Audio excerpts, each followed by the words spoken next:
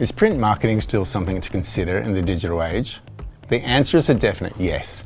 In this lesson, we're going to take a look at how to design a flyer in a way that's going to grab people's attention, deliver key messaging, and drive real results.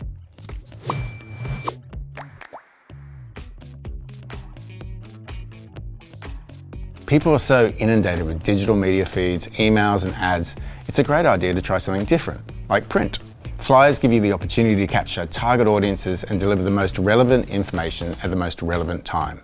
For example, if your flyer is advertising an upcoming race, well, then you could probably pass it out to runners at a local marathon.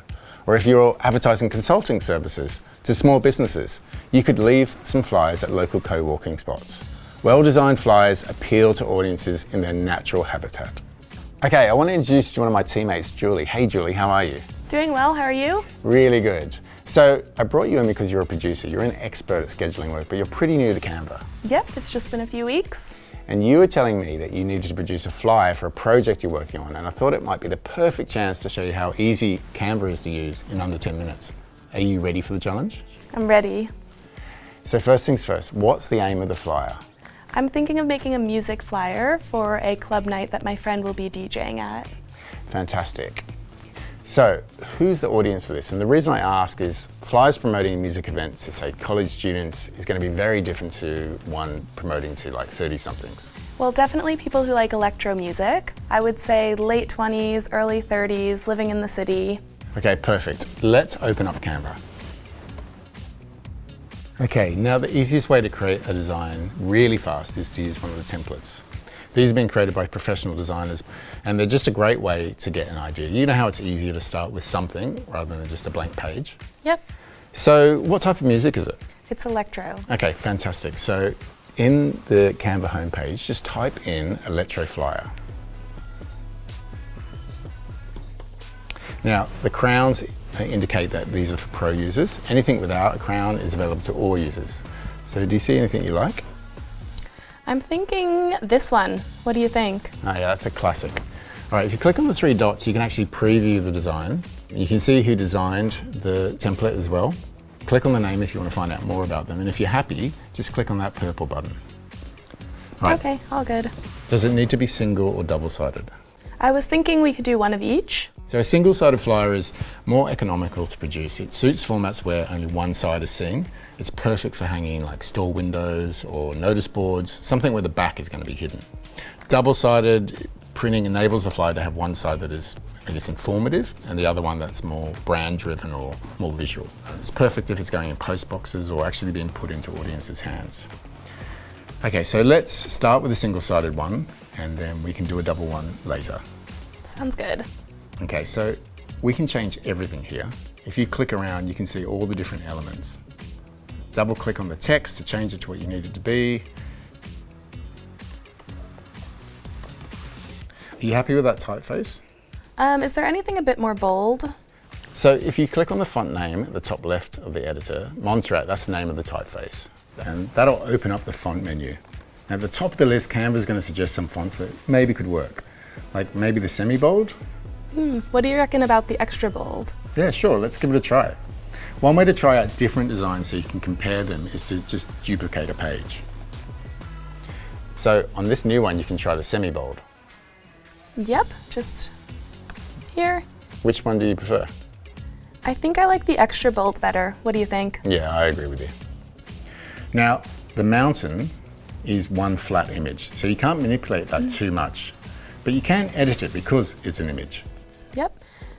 Could we change the color of it? I'm not crazy about that color. Yeah, absolutely. Select it and click the edit image. Scroll down and you're going to see a couple of different things you could use. Photogenic will give you a different filter to the image. So you can choose select all and scroll down until you're going to see some pretty drastic changes there. Is it this one?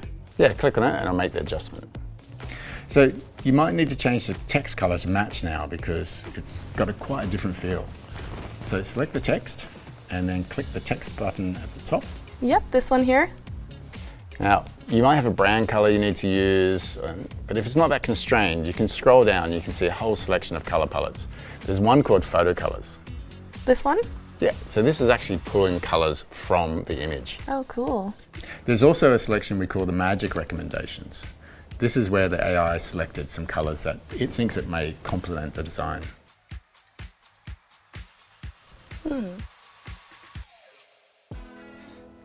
You can also change the background color.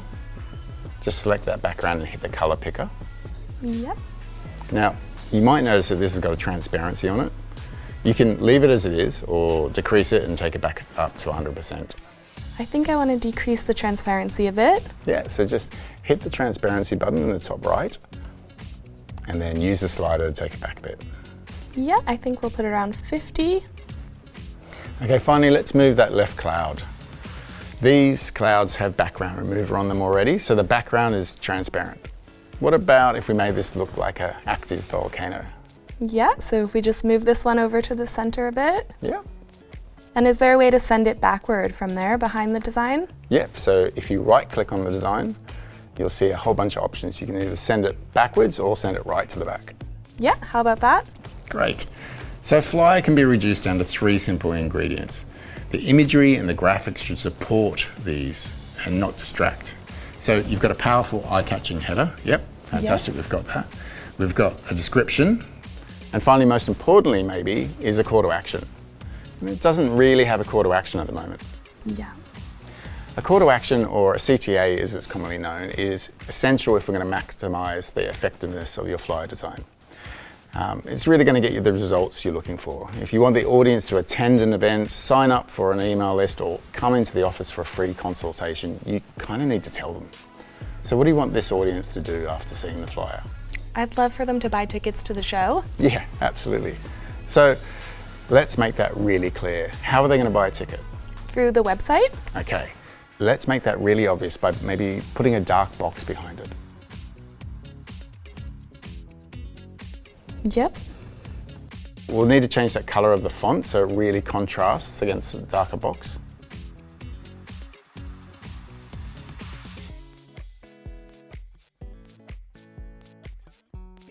Yep, that looks really great. Now it's really standing out.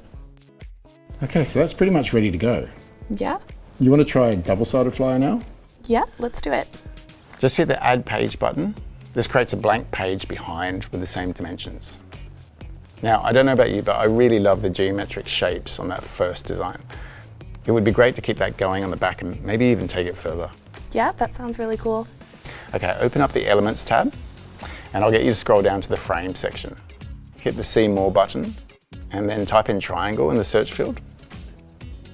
Yep. What this is going to give you is a frame that you can drag an image into. So for instance, if you jump back to the main Elements tab, I'll get you to search now for something that can go in. Yeah, I was thinking of a sunset. Perfect. So just click and drag that across the page, and you notice that when you drag it over the frame, it's going to pull the photo inside that frame. Yep. Okay, now let's do this again, choosing maybe another geometric shape. Okay, how about this one? Nice. And then let's bring an image in. Yeah, maybe a night sky or a dark sky for this one. Perfect. And finally, let's add some other graphic elements. Jump back into the Elements tab, and this time let's go to Lines and Shapes. Select the See All, and if you scroll down, there's some really interesting shapes. Ooh, yeah, I like these 3D ones the most. Yeah, go for it. Once it's on there, you can choose different colors for each face. Cool, it's starting to look really good.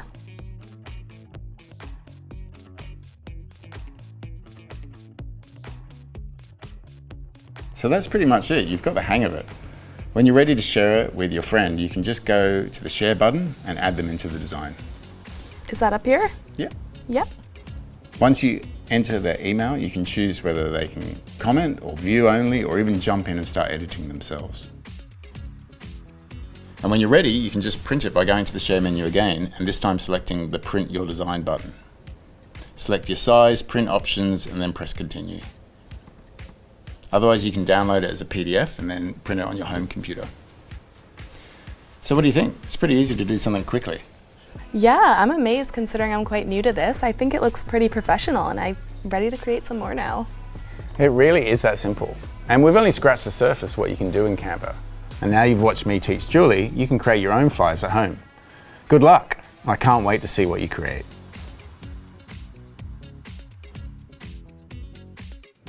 Hi, thanks for watching and hope you enjoyed the tutorial today. If you want more content, make sure to subscribe to our channel where we'll be posting new content weekly.